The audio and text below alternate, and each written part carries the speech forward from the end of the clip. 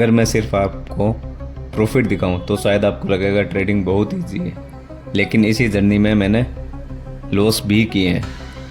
19,000 का लॉस भी हुआ था, 9,000 का लॉस भी हुआ था, 8,000 का लॉस भी हुआ था, अगेन 8,000 का लॉस हुआ और रिकवरी भी स्टार्ट हुई, प्रॉफिट भी हुआ और फिर ओवर ट्रेडिंग ने लॉस भी किया। आज प्रॉफिट नहीं दिखाने वाला, आज पूरी सच्चाई दिखाने वाला हूँ। नमस्कार दोस्तों, मैं हूँ नूरुल और आप देख रहे हैं एनसी ट्रेड विजन।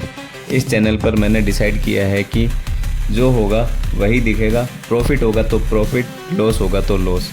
क्योंकि सोशल मीडिया पर 10,000 प्रॉफिट का स्क्रीनशॉट देखना इजी है, लेकिन उस प्रॉफिट के पीछे कितना लॉस, कितनी गलती और कितना प्रेशर था वो अक्सर नहीं दिखता। मेरी जर्नी का सबसे बड़ा झटका था 19,000 का लॉस, उसके बाद बैक टू बैक 9,000 का लॉस और उसके बाद बैक टू बैक 8,000 का लॉस। लॉस सिर्फ अकाउंट में नहीं हुआ दोस्तों, उसके बाद दिमाग में एक ही थॉट चल रहा था, ये पैसा वापस कैसे निकालूंगा मैं लाइव ट्रेड के अंदर। और ट्रेडर की सबसे डेंजरस कंडीशन वही होती है जब वो मार्केट को अपॉर्चुनिटी नहीं, रिकवरी मशीन समझने लगता है। मेरे दिमाग में सेटअप से ज़्यादा रिकवरी चल रही थी। रिकवरी या रिवेंज। 38,000 लॉस के बाद मुझे डिसिप्लिन होना चाहिए था, लेकिन फिर एक और दिन 8,000 का लॉस हुआ।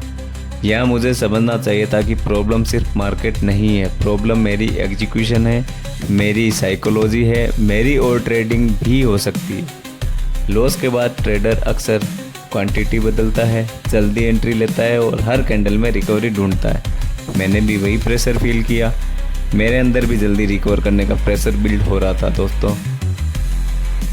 फिर आया वो दिन जब मैंने रिकवर स्टार्ट किया, जब मेरा प्रॉफिट बुकिंग स्टार्ट हुआ। मैंने फर्स्ट 5,000 का प्रॉफिट बुक किया, उसके बाद 6,000 का प्रॉफिट बुक किया, फिर मैंने back to back profit book किए। उस मोमेंट पर लगा हाँ रिकवरी स्टार्ट हो गई, और यही ट्रेडिंग का डेंजरस इमोशन पॉइंट है। लॉस के बाद प्रॉफिट मिलता है, कॉन्फिडेंस वापस आता है, लेकिन कभी कभी कॉन्फिडेंस और ओवर कॉन्फिडेंस के बीच का डिफरेंस ट्रेडर समझ नहीं पाता। उसके बाद ट्रेवल के बीच भी मैंने लाइव ट्रेड की और 11,000 का प्रॉफिट बुक किया, उसके बाद 4,000 का प्रॉफिट बुक किया। अब स्टोरी देखने में परफेक्ट लग रही थी।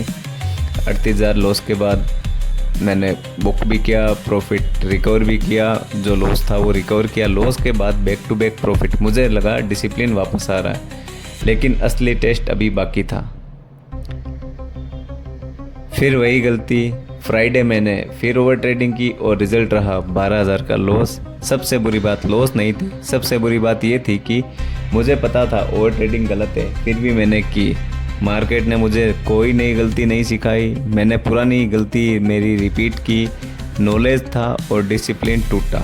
इस लॉस के बाद मंडे आया, मैंने ट्रेड नहीं ली। आज ट्यूसडे आया, फिर भी ट्रेड नहीं ली।